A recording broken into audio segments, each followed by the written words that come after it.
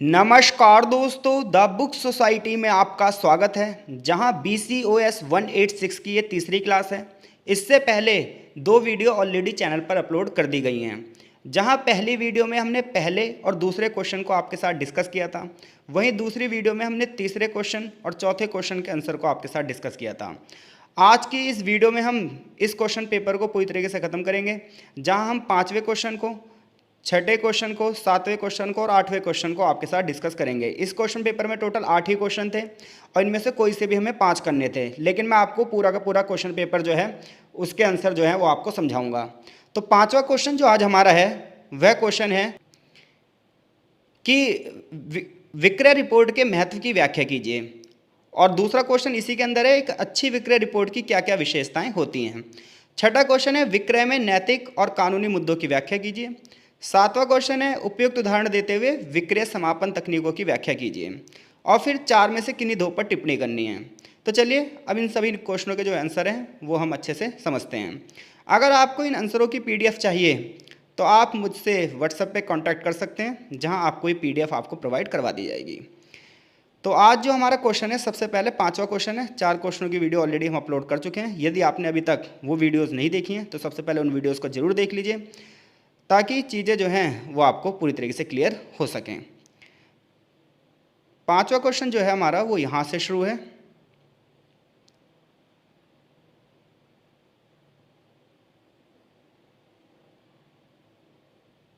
ये तो जैसा कि अभी हमने क्वेश्चन पेपर देखा था कि पांचवें क्वेश्चन के 2 भाग हैं।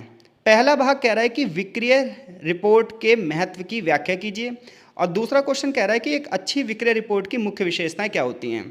तो देखो, सबसे पहले हम ये जान लेते हैं कि भाई विक्रय रिपोर्ट होती क्या है। तो देखो, विक्रय का मतलब होता है सेल्स और रिपोर्ट का मतलब रिपोर्ट, यानी कि सेल रिपोर्ट।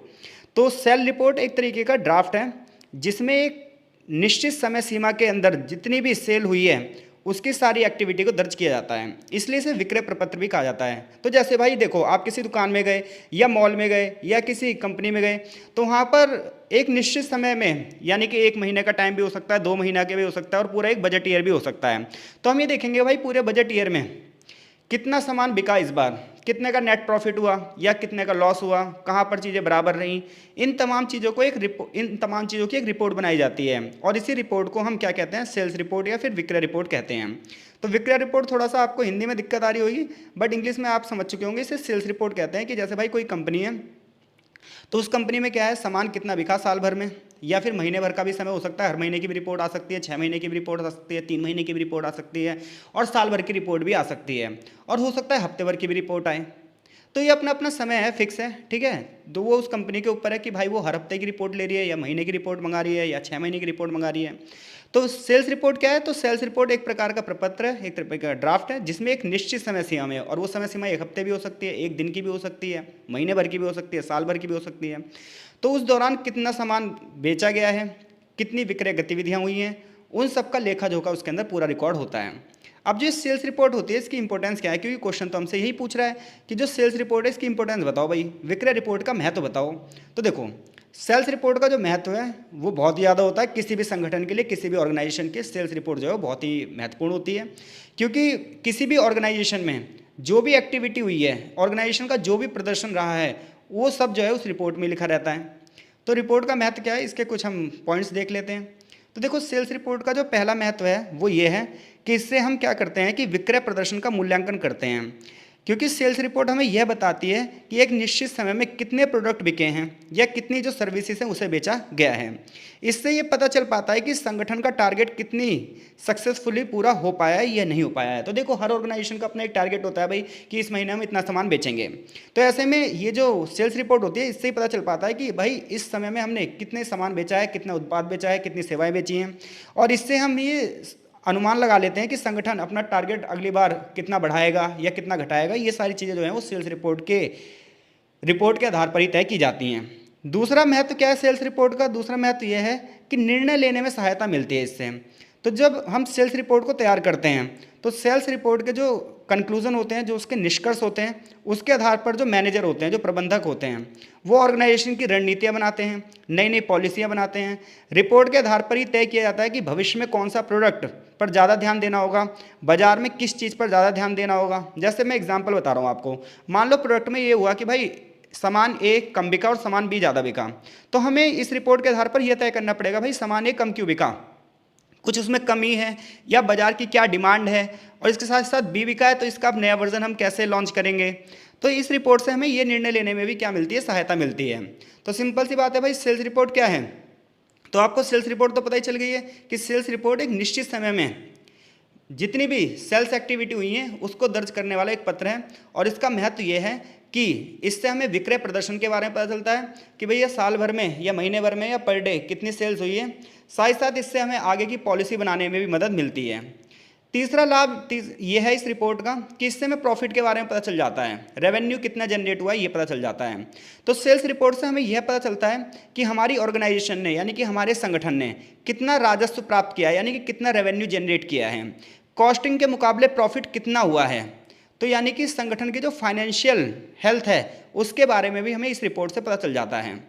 इसके साथ साथ बाजार की प्रवृत्तियों के बारे में भी हमें सेल्स रिपोर्ट से पता चलता है। अब बाजार की प्रवृत्तियां क्या होती हैं, बाजार की प्रवृत्तियां मतलब ये होता है कि भाई किस सामान की ज़्यादा डिमांड है, बाजार कंपनी से क्या आशा कर रहा है, भविष्य में किस प्रकार की योजना बनानी पड़ेगी, भविष्य में कौन से डिसीजन लेने पड़ेंगे, ये सब हमें सेल्स रिपोर्ट से पता चलता है।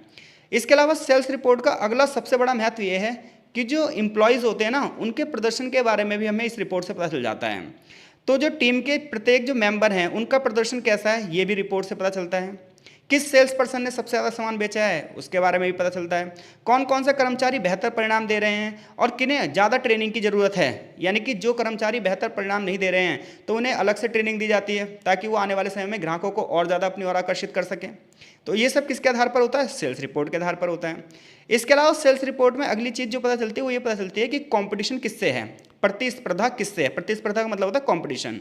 तो विक्रय रिपोर्ट के माध्यम से यानी कि सेल्स रिपोर्ट के माध्यम से हमें ये पता चल जाता है कि भाई हमारी कंपनी का जो कंपटीशन है वो किससे हो रहा है सबसे ज़्यादा, क्योंकि बहुत सारे डेटा इकट्ठे किए जाते हैं और इन डेटा के आधार पर रणनीतियाँ बनाई जाती हैं।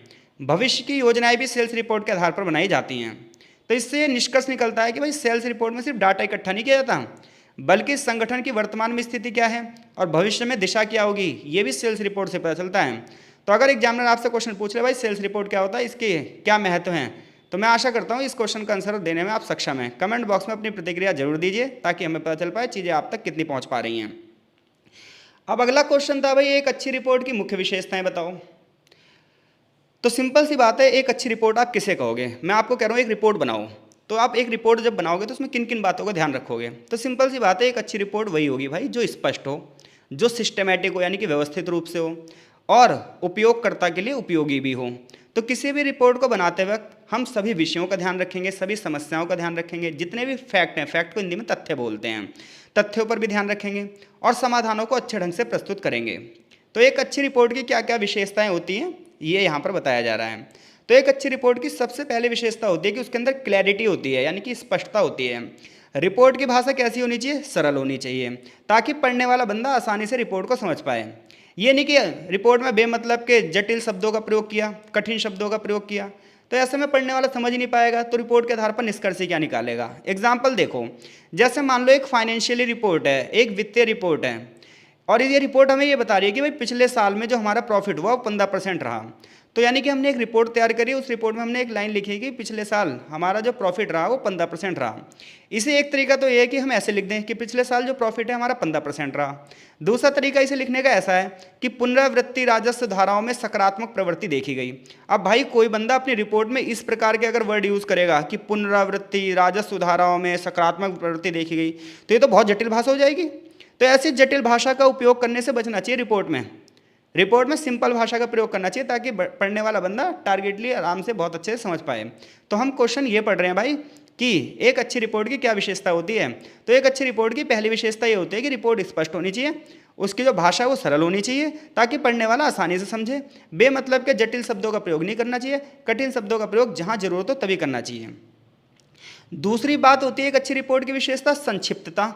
देखो कोई भी जो रिपोर्ट है अगर वो बहुत ही ज़्यादा बड़ी होगी, अब कोई रिपोर्ट मान लो 1000 पन्ने की रिपोर्ट बन गई तो बंदा कैसे ही पढ़ेगा। तो रिपोर्ट क्या होनी चाहिए, संक्षिप्त होनी चाहिए, यानी कि जितने आंकड़ों की जरूरत है उतने ही आंकड़े उसमें शामिल करने चाहिए। तो कह रहा है एक अच्छी रिपोर्ट वही होगी जिसमें केवल महत्वपूर्ण तथ्य होंगे, यानी कि इंपॉर्टेंट फैक्ट होंगे बस, और इंपॉर्टेंट ही डाटा होंगे। बेमतलब की जानकारी से बचना चाहिए ताकि पढ़ने वाले का समय बच सके और वो मेन सब्जेक्ट पर अपना फोकस कर सके। तो एक अच्छी रिपोर्ट की पहली विशेषता क्या होती है कि उसमें क्लैरिटी होनी चाहिए। एक अच्छी रिपोर्ट की दूसरी विशेषता क्या होती है, वो संक्षिप्त होनी चाहिए। एक अच्छी रिपोर्ट की जो तीसरी विशेषता होती है वो संगठन के हिसाब से होनी चाहिए। अब संगठन के हिसाब से कैसे, तो देखो, एक अच्छी रिपोर्ट का सबसे पहली बात तो है एक शीर्षक हो, यानी कि टाइटल देखने के बाद ही समझ में आ जाए कि भाई रिपोर्ट में हमें क्या पढ़ना है। टाइटल के बाद एक सब टाइटल होना चाहिए, यानी कि उपशीर्षक होना चाहिए, और फिर एक अनुक्रमण यानी कि स्टेप लगा होना चाहिए, जिसमें पहली स्टेप में पहली बात, दूसरे स्टेप में दूसरी बात, तीसरे स्टेप में तीसरी बात, ताकि पढ़ने वाला बंदा आसानी से जानकारी को प्राप्त कर सके। अगर हम एग्जाम्पल की बात करें एक अच्छी रिपोर्ट की, तो उसकी सबसे पहले एक प्रस्तावना होती है, ठीक है, इंट्रो होता है। इंट्रो पढ़ने के बाद ही हमें पता चल जाता है भाई आगे चीज़ें क्या हैं। फिर समस्या का विवरण, यानी कि क्या प्रॉब्लम्स है उसके बारे में बताया जाता है। फिर उसके डेटा दिए जाते हैं, यानी कि डेटा के माध्यम से चीज़ें फिक्स की जाती हैं। फिर एक कंक्लूजन निकाला जाता है और फिर यह तय किया जाता है कि भाई इस रिपोर्ट की सिफारिशें क्या हैं। तो एक अच्छी रिपोर्ट वो होगी जिसमें एक अच्छी प्रस्तावना होगी, समस्या का विवरण अच्छे से किया जाएगा, डाटा का प्रयोग अच्छे से किया जाएगा, निष्कर्ष एक अच्छा होगा, और क्या भविष्य की सिफारिशें हैं। तो एक अच्छी रिपोर्ट वही होगी जिसमें ये सारे के सारे तत्व शामिल होंगे। तो आपसे पूछा जाए भाई एक अच्छी रिपोर्ट की क्या विशेषताएं होती हैं, तो आप बोलोगे एक अच्छी रिपोर्ट की विशेषताएं होती है कि उसमें क्लैरिटी होती है, उसमें संक्षिप्तता होती है, और वो एक शोध रिपोर्ट में प्रस्तावना, समस्या, डेटा विश्लेषण, निष्कर्ष, ये सब शामिल होने चाहिए। एक अच्छी रिपोर्ट की अगली विशेषता है भाई उसमें सटीकता, यानी कि एक्यूरेसी 100% होनी चाहिए। तो रिपोर्ट में जितने भी डाटा हैं, जितने भी फैक्ट हैं, वो सारे आप बिल्कुल पहले से ही चेक कर लो कि वो सही है या नहीं है, क्योंकि अगर आपने गलत जानकारी दी तो भाई रिपोर्ट पर कोई विश्वास करेगा नहीं। अगली बात है कि एक अच्छी रिपोर्ट का ना एक ऑब्जेक्टिविटी होनी चाहिए, यानी कि एक उद्देश्य भी होना चाहिए। यानी कि रिपोर्ट तैयार करते वक्त हमें ध्यान रखना चाहिए कि हम चापलूसी ना करें, कहीं हम ऑर्गेनाइजेशन की चापलूसी कर रहे हैं और जो चीज़ें गलत हैं वो रिपोर्ट में लिखी नहीं रहे हैं, तो ऐसे में ऑर्गेनाइजेशन एक दिन बंद हो जाएगा। तो रिपोर्ट कैसी होनी चाहिए, रिपोर्ट निष्पक्ष होनी चाहिए, फैक्ट पर बेस होनी चाहिए, और लेखक की अपनी राय से उसे अलग रखना चाहिए, ये नहीं कि अपनी राय भी लपेट दी। उदाहरण के लिए मान लो हम एक पर्यावरण पर रिपोर्ट लिख रहे हैं कि भाई कार्बन में वृद्धि हुई है, यानी कि कार्बन का स्तर लगातार बढ़ता जा रहा है। तो ऐसे में ये मत लिखो कि जलवायु परिवर्तन हो रहा है बहुत गंभीर, तो जब तुम्हें पता ही नहीं है कि जलवायु परिवर्तन गंभीरता से आगे बढ़ रहा है नहीं बढ़ रहा है, इसका कोई साइंटिफिक आपके पास एविडेंस नहीं है, तो फिर क्यों लिख रहे हो। तो आप क्या लिखो, कार्बन में वृद्धि हुई तो सिर्फ ये बताओ कार्बन में वृद्धि हुई है, और फिर इसके लिए डाटा बताओ कि पिछले साल जो कार्बन का स्तर था वो इतना था, अब जो कार्बन का स्तर है वो इतना है। तो एक रिपोर्ट में सिर्फ जितनी बातें कही गई उतनी होनी चाहिए। एक अच्छी रिपोर्ट वही मानी जाएगी जिसमें दृश्यात्मकता हो, यानी कि विजुअल रिप्रेजेंटेशन हो, यानी कि आंकड़ों को बेहतर समझाने के लिए ग्राफ का यूज़ किया गया हो, चार्ट का यूज़ किया गया हो, टेबल्स का यूज़ किया गया हो। ये सब रिपोर्ट को ना अट्रैक्टिव बनाते हैं और पढ़ने में और समझने में आसानी होती है। जैसे मान लो एक कंपनी की आप रिपोर्ट बना रहे हो कि पिछले साल से इस साल कितना प्रॉफिट हुआ है, तो आप क्या करोगे, एक टेबल बनाओगे और ये बताओगे भाई ये इस तरीके से ग्राफ बनाओगे कितने % क्या हुई है, वृद्धि हुई है, तो बंदा चीज़ों क्या है समझ जाएगा। एक रिपोर्ट में समस्या और समाधान की प्रस्तुति भी होनी चाहिए, ये नहीं कि रिपोर्ट में खाली आप समस्याएं बता रहे हो, समाधान भी प्रस्तुत करना चाहिए। उदाहरण के लिए अगर कर्मचारियों के प्रदर्शन की रिपोर्ट है तो इसमें लिखना चाहिए कि बिक्री में कमी हो रही है, और इसका समाधान ये होगा कि अगर हम अपने कर्मचारियों को ट्रेनिंग दें, समय सीमा तय करें। और हर एक अच्छी रिपोर्ट की सबसे बड़ी बात ये होती है कि उसमें सिफारिशें भी होती हैं।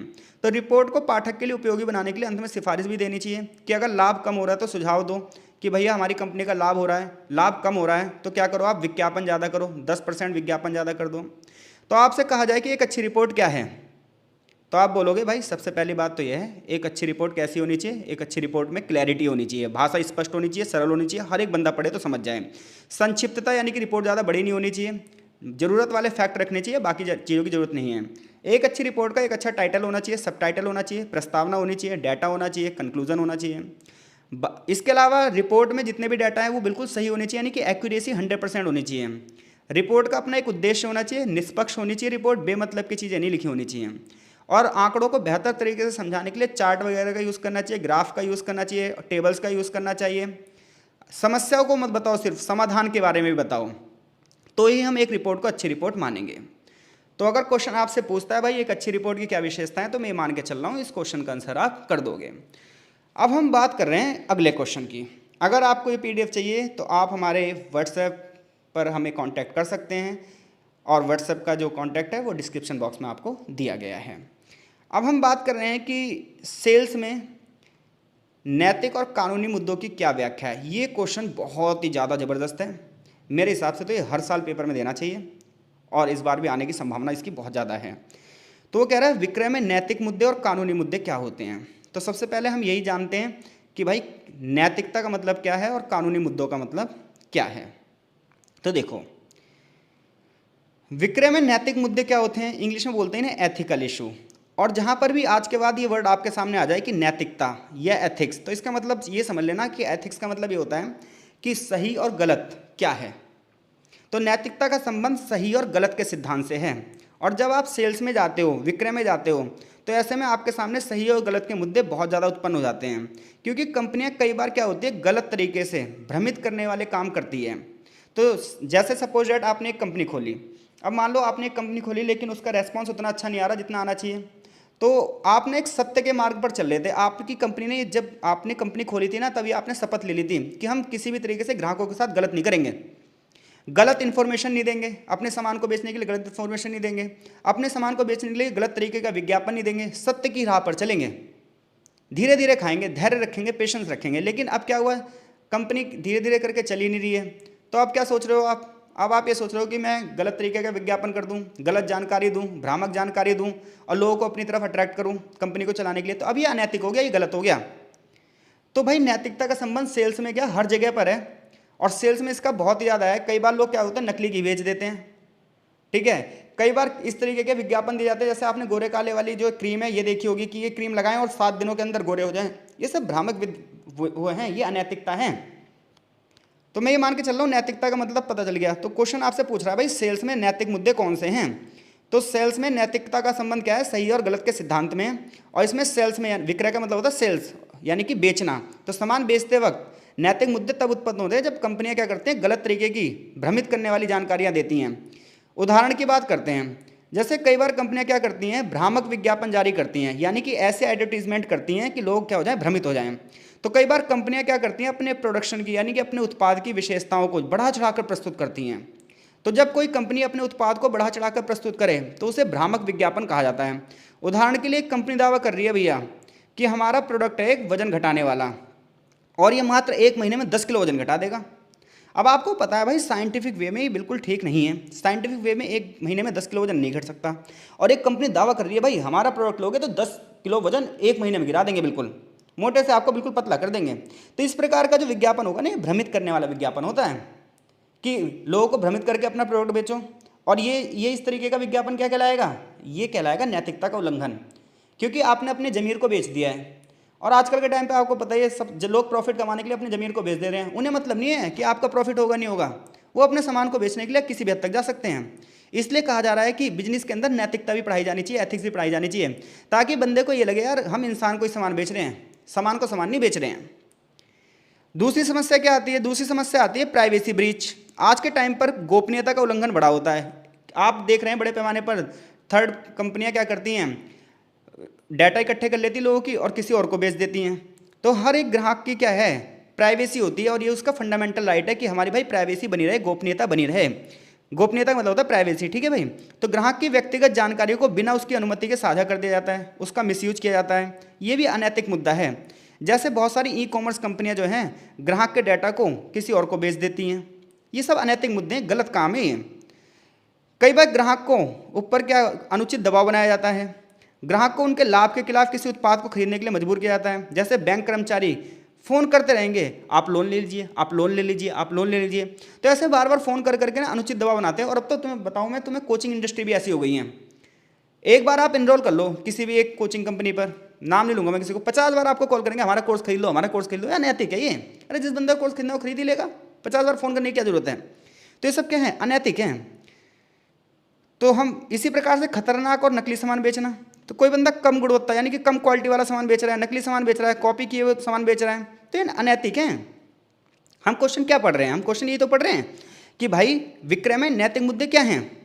तो नैतिकता का संबंध किससे है, सही और गलत से है। और आज बड़े पैमाने पर जो सेल्स हो रही है उसमें कुछ नैतिक मुद्दे हैं कि भाई भ्रामक विज्ञापन किया जा रहा है बड़े पैमाने पर, लोगों को गलत तरीके से अपनी ओर आकर्षित किया जा रहा है, लोगों की प्राइवेसी का उल्लंघन किया जा रहा है, उनके ऊपर बेमतलब का दबाव डाला जा रहा है, नकली और खतरनाक जो सामान है वो उनके ऊपर बेचे जा रहे हैं। ये कैसे मुद्दे हैं? नैतिक मुद्दे हैं। अब हम बात कर रहे हैं कानूनी मुद्दों की, क्योंकि क्वेश्चन में दो चीज़ें पूछी हैं कि सेल्स में यानी कि विक्रय में कानूनी मुद्दे कौन से होते हैं और नैतिक मुद्दे कौन से होते हैं। तो अब देखो कानूनी मुद्दे क्या हैं। भाई कानूनी मुद्दे वो हैं जो इनके लिए कुछ नियम बने हैं, कुछ कानून बने हैं, ताकि सेल का जो प्रोसेस है उसे कंट्रोल किया जा सके और ग्राहकों को धोखाधड़ी से बचाया जा सके। तो देखो सरकार समय समय पर कुछ नियम कानून बनाती रहती है ताकि जो हमारे कस्टमर हैं, कंज्यूमर हैं, इनको क्या करें, हम सुरक्षित कर सकें। क्योंकि कई बार क्या होता है, प्राचीन काल से लेकर आज तक लोगों के साथ अलग अलग तरीके से धोखाधड़ी की जाती है। जैसे लोगों को सामान कम तौल दिया जाता है, तो सरकार क्या करती है, सरकार जो तराजू होता है उसका स्टैंडर्ड सेट करती है, उसको मान्यता देती है कि हाँ भाई, ताकि कोई भी बंदा कम ना तौले, कोई चीज़ मिलावट ना हो पाए। इसके लिए सरकार समय समय पर नियम कानून बनाती रहती है। तो जो ऐसे मुद्दे होते हैं इन्हें कानूनी मुद्दे कहा जाता है, लीगल इशू कहा जाता है। अगर इसके एग्जाम्पल की बात करें तो मूल्य धोखाधड़ी। तो पहले लोग क्या होता था, बहुत ज़्यादा मूल्यों में धोखाधड़ी कर देते थे, प्राइस फ्रॉड करते थे। तो सरकार ने फिर एमआरपी सेट कर दी कि भाई कोई भी बंदा एमआरपी से ज़्यादा सामान नहीं, एमआरपी से ज़्यादा रेट पर सामान नहीं बेच सकता। तो कई बार सेल्स पर्सन यानी कि विक्रेता जानबूझकर उत्पाद की रियल कीमत छुपा लेते हैं और फिर ज़्यादा कीमत लोगों से वसूलते हैं। उदाहरण के लिए एक स्टोर डिस्काउंट का दावा करता है लेकिन अधिक कीमत करके बेचता है। तो इसके लिए सरकार ने कंज्यूमर कोड भी बना दिए हैं कि भाई कोई आपसे इस प्रकार की धोखाधड़ी करे तो कंज्यूमर कोर्ट में जाकर उसके ऊपर केस कर दो, आपको पूरा पूरा मुआवजा दिया जाएगा। तो ये सब कैसे मुद्दे हैं? ये कानूनी मुद्दे हैं। कई बार कॉन्ट्रैक्ट का उल्लंघन किया जाता है, यानी कई बार क्या होता है, विक्रेता ग्राहक के साथ कॉन्ट्रैक्ट कर लेता है, ठीक है। अब क्या होता है, अब वो उस कॉन्ट्रैक्ट को पूरा नहीं करता। जैसे कि उसने कहा भाई ग्राहक को हम समय पर डिलीवरी देंगे, लेकिन अब उसने टाइम पर डिलीवरी नहीं दी, तो ये भी तो गलत है। तो कानूनी मुद्दा, आप इसके लिए केस कर सकते हो।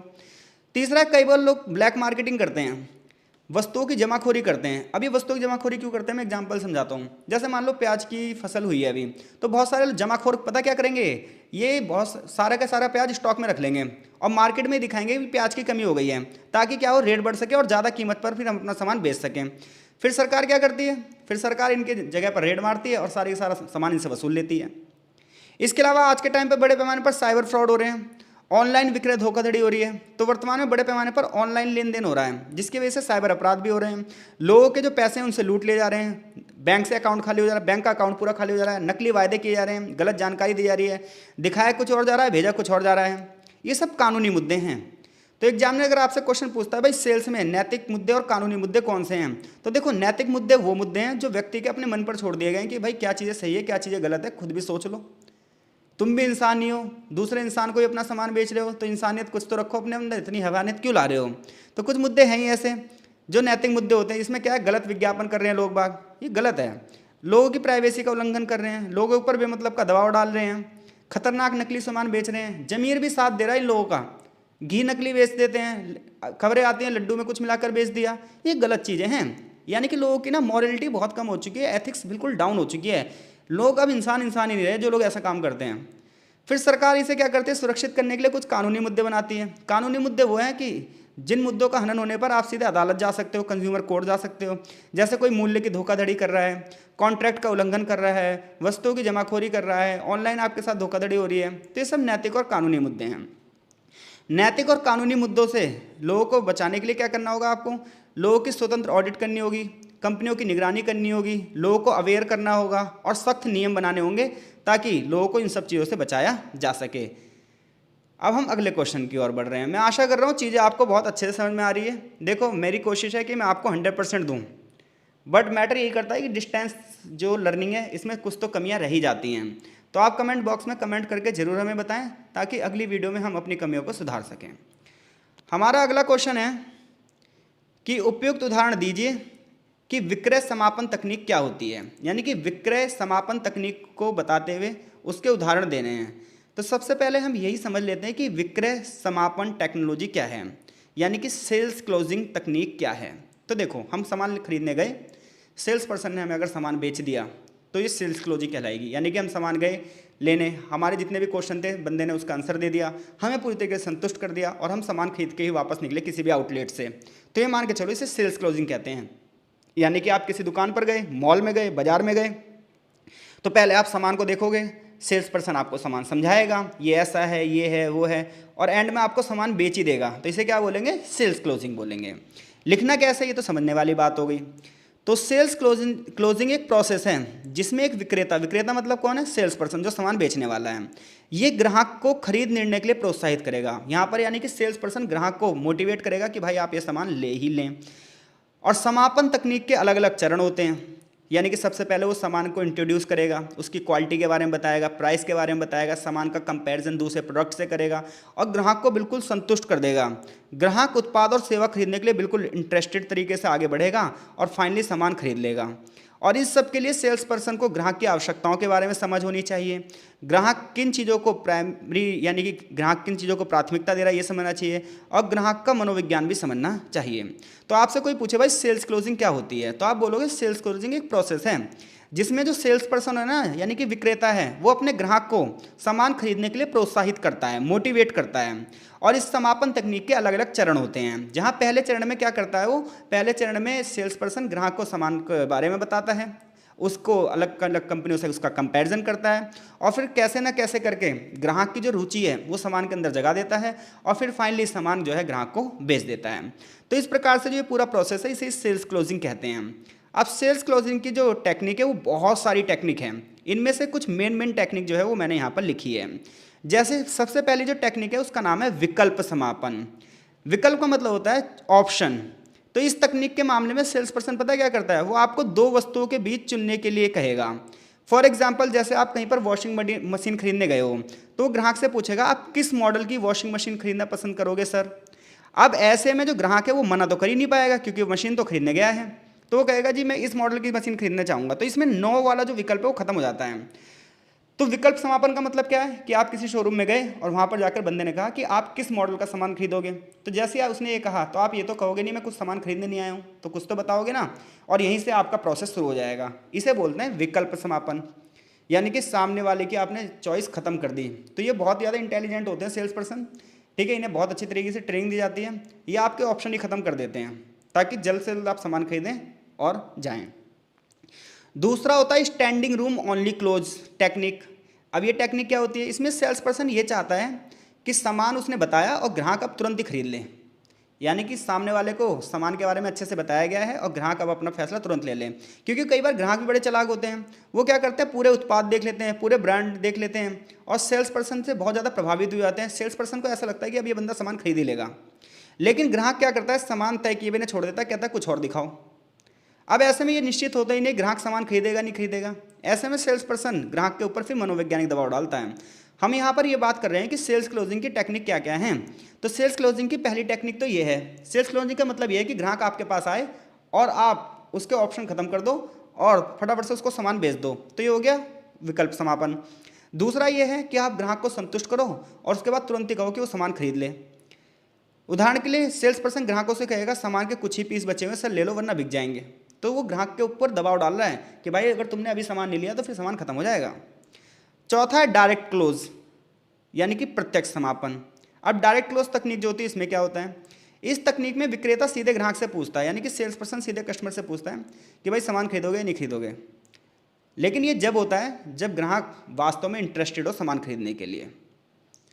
चौथा है परिवर्तनात्मक समापन, अल्टरनेटिव। इसमें सेल्स पर्सन क्या करता है, इसमें सेल्स पर्सन ग्राहक को हाँ या नहीं के बजाय विकल्प चुनने को प्रेरित करता है। यानी कि कोई सामान है, जैसे मान लो आपको पसंद नहीं आ रहा, तो वो कहेगा अच्छा इसे मैं अलग रंग में दिखा दूं, अच्छा रेड कलर में दिखा दूं, ब्लू कलर में दिखा दूं। वो ऐसा करके आपको और अट्रैक्ट करेगा ताकि क्या पता और कोई सामान देखने के बाद आपको अच्छा लग जाए, आप वो सामान खरीद लो। ये सब क्या है, ये सब सेल्स की टेक्निक हैं। अगर आप सेल्स पर्सन बन रहे हो तो किताब आपके लिए बड़ी ज़बरदस्त है, और अगर आप ग्राहक हो तो आपके लिए और भी ज़्यादा ज़बरदस्त है कि आपको पता चल जाएगा कि आपका कैसे काटा जाता है। अब हम बात कर रहे हैं आश्वासन समापन की। आश्वासन का मतलब क्या है कि बंदे को आपने पूरी तरीके से संतुष्ट कर दिया है। इस तकनीक में सेल्स पर्सन ये मानकर चलता है कि ग्राहक अब सामान खरीद ही लेगा, बस क्या है औपचारिकताओं पर ध्यान देना है। तो वो क्या करता है, क्या मैं इसे आपके पते पर कल सुबह भिजवा दूँ, सर होम डिलीवरी हो जाएगी, कोई दिक्कत नहीं, आप बस पेमेंट कर दीजिए। अगला तरीका होता है, एक और टेक्निक है प्रलोभन, यानी कि बंदे को क्या करा जाए, इंसेंटिव क्लोज, कुछ अलग से प्रॉफिट वगैरह देकर कि हाँ भाई इस सामान के साथ ये फ्री है, ऐसे वैसे करके विशेष ऑफर वगैरह देकर बंदे को तैयार कर दो कि भाई बंदा सामान खरीद ले। फॉर एग्जांपल, यदि आप इसे सामान को आज ही खरीदोगे तो 10% की छूट मिल जाएगी, कल खरीदोगे सर फिर ये छूट नहीं होगी, कुछ ऐसे करके आपके सामने बकवास की जाएगी। अगला है अर्जेंसी क्लोज, आपातकालीन।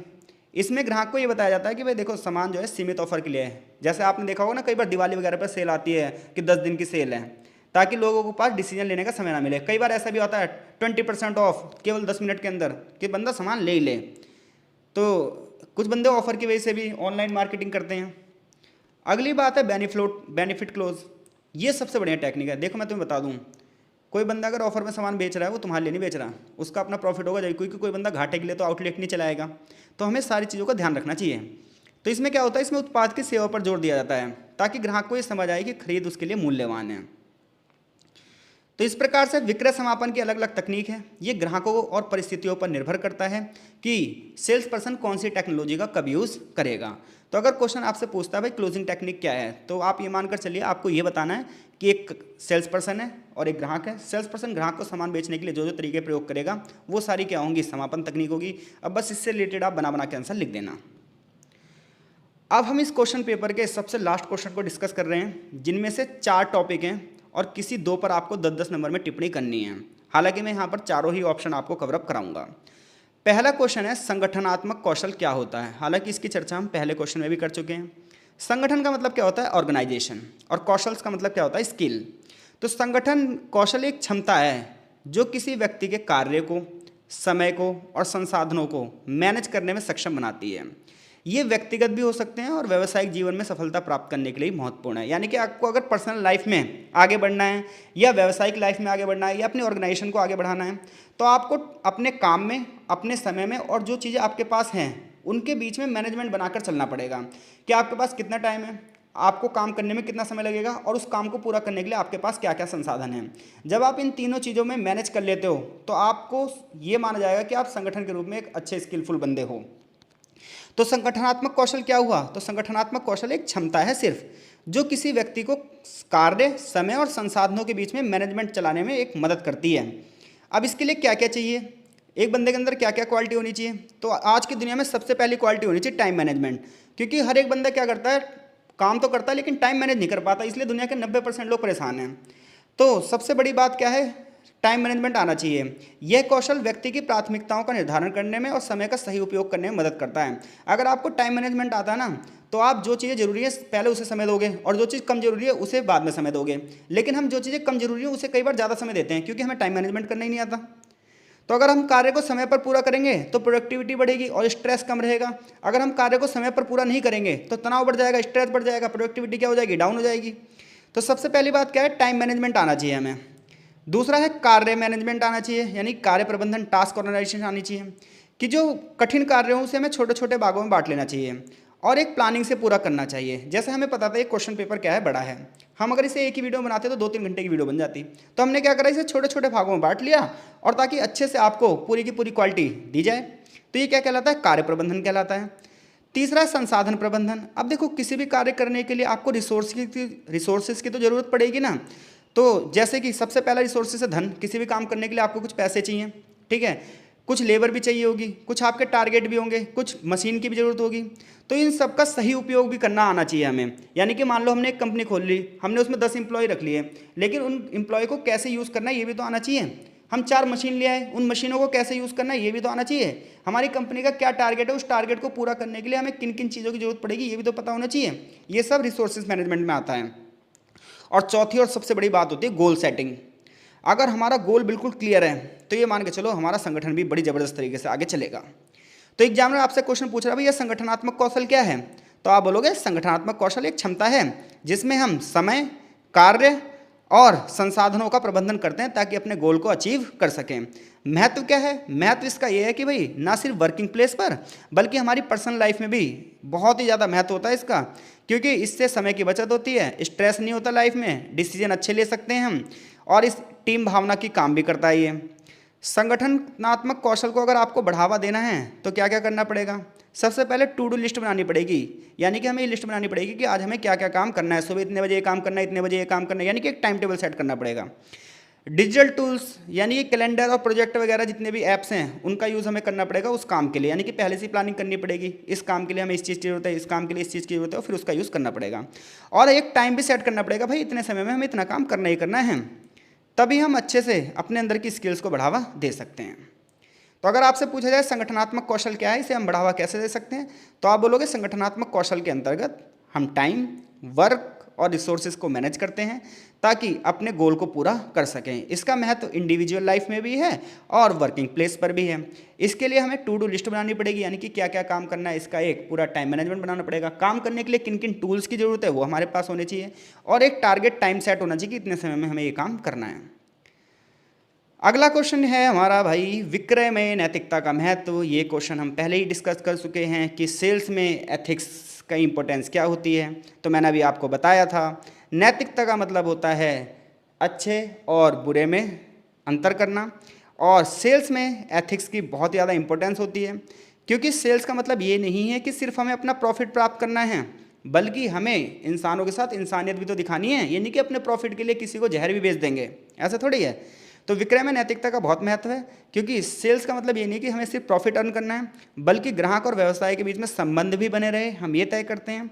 नैतिकता ये कहती है कि सेल्स पर्सन अपने व्यवसाय में ईमानदारी रखेगा, ट्रांसपेरेंसी रखेगा और ग्राहकों का भी लाभ देगा।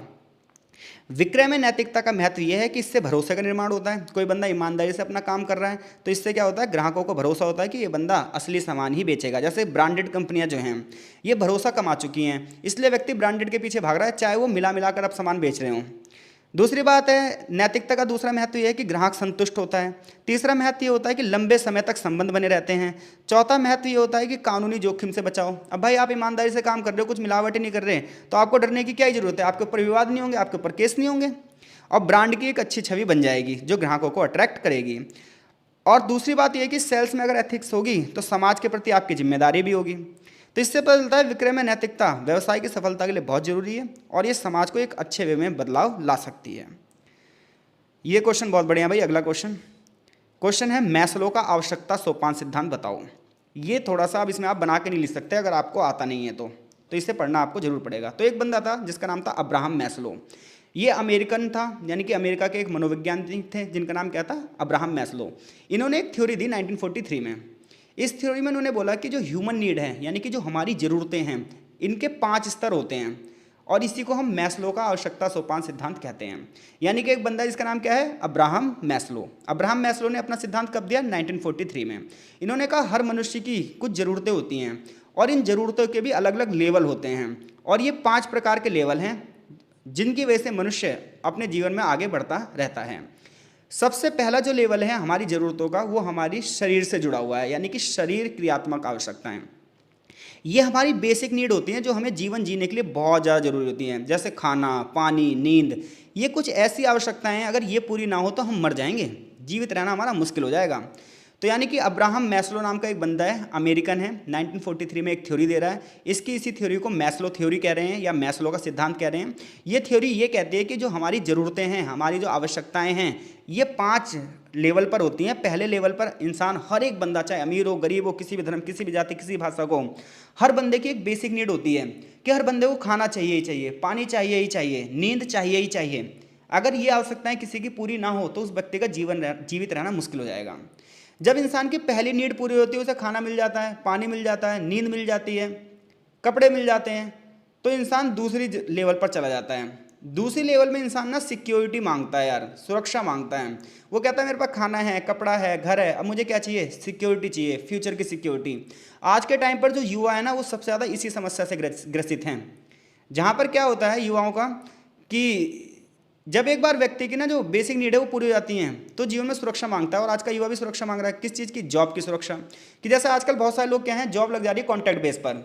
अब उन्हें ये यार हमारी परमानेंट जॉब होती है, हम यही करते रहते हैं, ये रिस्क नहीं लेना चाह रहा बंदा। फाइनेंशियली सिक्योरिटी चाहता है बंदा, अच्छे स्वास्थ्य की सुरक्षा चाह रहा है, इसलिए हेल्थ इंश्योरेंस करवा रहा है। तो मैस्लो ये कह रहा है कि सबसे पहले इंसान को बेसिक नीड चाहिए जो उसको शरीर को जिंदा रखे। फिर जब उसकी वो नीड पूरी हो जाती है तो सुरक्षा चाहिए। हर एक बंदा 99.99% बंदा सिक्योरिटी चाह रहा है भाई, हर जगह से सिक्योरिटी चाह रहा है। वो कह रहा है मेरे पास खाना है, कपड़ा है, घर है, सब है। अब भविष्य में भी ये सब चीज़ें ऐसी चलती रहें, मेरा घर और आगे बढ़ता रहे, मैं फाइनेंशियल और ज़्यादा सिक्योर हूँ, मेरा बैंक बैलेंस बढ़ता जाए, मेरी जॉब सिक्योर हो, मेरी हेल्थ हमेशा ऐसी रहे। ये दूसरी आवश्यकता है। मैस्लो तीसरी आवश्यकता में सामाजिक आवश्यकताएं, सोशल नीड को रख रहा है। तो देखो, मनुष्य मशीनों से सिर्फ एक ही तरीके से अलग है। मनुष्य में भावनाएं और मशीनों में भावनाएं नहीं हैं। अगर मनुष्य धीरे धीरे मशीन बनता जा रहा है ना, तो ये समझ लो उसके लिए नुकसान है। और मनुष्य के अंदर भावनाएं कहाँ से पैदा होती हैं? समाज से। ये आवश्यकताओं का तीसरा स्तर है, यानी कि मनुष्य सबसे पहले क्या चाहेगा? खाना पानी। दूसरी चीज़ क्या चाहेगा? सिक्योरिटी। अब तीसरा संबंध है उसका प्रेम और अपनेपन से। हर एक व्यक्ति क्या होता है, जब पूरे दिन काम करके आता है ना, तो वो सोचता है घर जाके उसे क्या मिले? अपनापन मिले। और इसके लिए वो अपना परिवार बनाता है, नातेदारी बनाता है, दोस्त बनाता है, ताकि बड़े से बड़े समूह से लेकर छोटे से छोटे समूह तक उसे प्यार की भावना मिले। क्योंकि जितना ज़्यादा इंसान के लिए खाना पानी जरूरत है ना, उतनी ज़्यादा इंसान के लिए ना इमोशंस की भी ज़रूरत है। लेकिन आजकल लोग क्या है, इमोशन लेस हो जा रहे हैं, बिल्कुल लोगों के अंदर भावना ही नहीं है। और इसी वजह से आधे से ज़्यादा समस्याएं हो रही हैं। क्योंकि मनुष्य अगर भावनाओं में नहीं है तो ये मान के चलो भाई, फिर उसमें और रोबोट में कोई अंतर भी नहीं है। तो इंसान के अंदर ह्यूमैनिटी होनी चाहिए, फीलिंग्स होनी चाहिए भाई। ये समाज की आवश्यकता है, सोशल नीड है, ऐसा मैस्लो कह रहा है। मैस्लो कहता है अगर घर कपड़ा है, सिक्योरिटी भी है और सामाजिक संबंध भी बन गए हैं, तो चौथे लेवल पर चला जाता है बंदा। और चौथा लेवल है सम्मान का। अब बंदे को क्या चाहिए? Social respect. आवश्यकता सोपान का एक चौथा स्तर है। इसमें व्यक्ति की सेल्फ डिग्निटी होती है, आत्मसम्मान होता है। जिस बंदे के पास खाना भी हो, पानी भी हो, सुरक्षा भी हो, प्रेम भी हो, लेकिन उसका आत्मसम्मान ना हो, हर जगह उसकी बेइज्जती की जाए, तो बंदा ना, मनुष्य जो होगा, वो बंदा जो होगा, वो हीन भावना का शिकार हो जाएगा और हो सकता है एक दिन वो आत्महत्या भी कर ले। तो हर एक बंदे के अंदर आत्मसम्मान की कमी नहीं होनी चाहिए। इसलिए एक बंदे थे इमैनुअल कांट, जर्मन दार्शनिक है इमैनुअल कांट ने कहा कि हर व्यक्ति के साथ व्यक्ति ऐसा व्यवहार करो। आज के टाइम पे जितनी भी आत्महत्याएं होती हैं, उसका सबसे बड़ा कारण होता है कि लोगों के अंदर आत्मसम्मान की कमी होती है। तो हमें क्या करना चाहिए? लोगों के आत्मसम्मान को बढ़ावा देने का प्रयास करना चाहिए। हर एक व्यक्ति से इस प्रकार व्यवहार करना चाहिए कि भाई वो आखिर है तो एक व्यक्ति ही। ऐसा नहीं कि उसे अपने यूज़ में रखा और फेंक दिया, ऐसा नहीं होना चाहिए। यूज़ एंड थ्रो नहीं होना चाहिए। तो ये बताओ, हमारे जीवन की सबसे पहले आवश्यकता क्या है? बेसिक नीड, शारीरिक आवश्यकताएं, खाना पीना नींद। फिर हमें क्या चाहिए? सिक्योरिटी चाहिए। फिर हमें क्या चाहिए? हमें चाहिए प्रेम। फिर हमें क्या चाहिए? सम्मान। अब है आत्मसिद्धि। यहाँ पर आत्म थोड़ा सा गलत लिखा हुआ है भाई, इसे सही कर लेना, है ना। ये ऐसे होता है आत्म सिद्धि, ठीक है, या ता पे हलंत लगा दो। तो आत्मसिद्धि, ये सबसे उच्चतम स्तर की आवश्यकताएं हैं। ये बहुत ही हाई प्रोफाइल की आवश्यकताएं हैं। इसमें व्यक्ति को ऐसा लगता है कि उसने अपनी पूरी क्षमताओं का प्रयोग किया है और वो संतुष्ट है और वो अपने सर्वश्रेष्ठता पर पहुंच चुका है। हालांकि ये आवश्यकताएं समय के साथ बदलती रहती है, क्योंकि हर एक बंदा जीवन में आगे बढ़ना चाहता है। तो अगर क्वेश्चन आए भाई मैस्लो की थ्योरी बताओ, तो तुरंत ही बता देना भाई, जीवन की हमारी 5 चरण हैं। पहले चरण में हम बेसिक नीड चाहते हैं, दूसरे चरण में हम सिक्योरिटी चाहते हैं, तीसरे में हम प्रेम चाहते हैं, चौथे में हम जो है सम्मान चाहते हैं, और पांचवी जो है वो हाई लेवल की है, जिसमें हम अपनी 100% यूज़ करना चाहते हैं एफिशिएंसी को। और इस क्वेश्चन पेपर का सबसे लास्ट क्वेश्चन है क्रय अभिप्रेरण, यानी कि बाइंग मोटिवेशन। इसमें आपको यह बताना है कि जो एक उपभोक्ता होता है, यानी कि एक जो सामान खरीदने वाला बंदा होता है, आखिर वो क्यों सामान को खरीदने के लिए प्रेरित होता है। आखिर वो अपना निर्णय कैसे ले लेता है सामान को खरीदने का, और कौन उसे मोटिवेट करता है। तो आपको पता है, अगर हमें कोई सामान खरीदना है तो पहली चीज़ जो हमें मोटिवेट करेगी वो हम खुद हैं, हमारी नीड है। दूसरा फिर विज्ञापन है। तो क्रय अभिप्रेरण, बाइंग मोटिवेशन का मतलब ये है कि उपभोक्ता सामान को खरीदने के लिए प्रेरित हो रहा है। अब ये जो क्रय अभिप्रेरण है, यानी अभिप्रेरण का मतलब होता है मोटिवेशन, है ना। इसके 2 टाइप होते हैं, एक तो इमोशनल मोटिवेशन, भावनात्मक अभिप्रेरण। इसमें क्या होता है, व्यक्ति की भावनाओं को, जैसे प्रेम, सुरक्षा, आराम, खरीद, ये सब चीज़ें प्रभावित करती हैं। जैसे उपभोक्ता बच्चों के लिए खिलौने लेना चाहता है, तो क्यों लेना चाहता है? क्योंकि वो सुरक्षा और प्रेम भाव से वो सामान खरीदना चाहता है। तो यानी कि व्यक्ति जो सामान खरीदना चाह रहा है, तो उसकी पहली मोटिवेशन है जो इमोशनली वे में जुड़ी हुई है। यानी कि सामान की उससे ज़रूरत नहीं है, बट वो इमोशनली होकर वो सामान ले रहा है। जैसे कोई व्यक्ति किसी से मिलने गया, तो वो क्या करेगा? कुछ फूल वगैरह लेकर जाएगा, फल वगैरह लेकर जाएगा। क्यों लेकर जा रहा है भाई वो? क्योंकि सामने वाले को वो क्या करना चाहता है? प्रसन्न करना चाहता है।